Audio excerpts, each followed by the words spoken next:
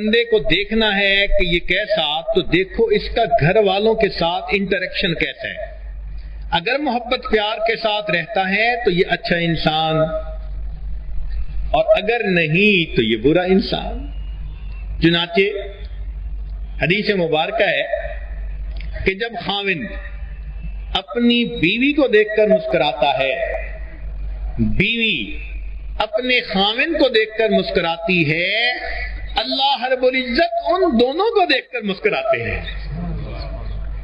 تو شریعت نے کہا کہ جتنا محبت و پیار کی زندگی گزارو اتنا تمہیں اس پر اجر اور رتبہ ملے گا۔ پھر اس کے بعد بیٹا اور بیٹی، شریعت نے بیٹے کے بارے میں بتایا۔ طبرانی شریف کی روایت ہے، نبی علیہ السلام نے ارشاد فرمایا، ریح الولد من ریح الجنہ، کہ باپ اپنے بیٹے کو محبت سے اگر بوسہ دے تو بوسہ دیتے ہوئے جو اس کو بیٹے کی مہک محسوس ہوتی ہے، فرمایا کہ بیٹے کے جسم کی خوشبو جنت کی خوشبوؤں میں سے ہے۔ اگر یہ سمجھ آ جائے تو انسان بچے سے کتنی محبت کا اظہار کرے گا۔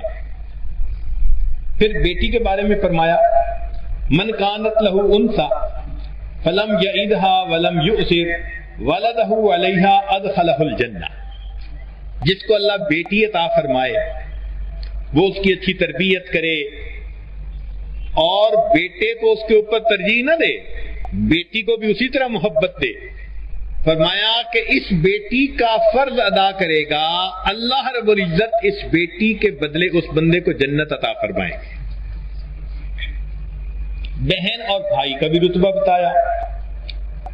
چنانچہ بھائی کو کہا کہ دیکھو بہن تمہارے لیے ناموس ہے، اس کا بوجھ تم نے اٹھانا ہے زندگی بھر، اور بہن کو کہا کہ دیکھو تم نے بھائی سے محبت رکھنی ہے۔ یہ محبتیں ایسی ہیں کہ ایک مرتبہ ایک حاکم وقت نے ناراض ہو کر ایک عورت کے خاوند کو، بیٹے کو اور بھائی کو، تینوں کو گرفتار کروا لیا، اور اس نے حکم دے دیا کہ ان تینوں کو قتل کر دیا جائے۔ وہ عورت بیچاری روتی ہوئی وہاں پہنچی، اس نے کہا کہ میرے تو 3 محرم، تینوں کو قتل کر دیں گے تو میرا کیا بنے گا؟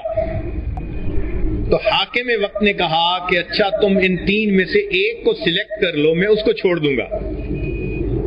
وہ ایکسپیکٹ کر رہا تھا کہ یہ خاوند کو چنے گی۔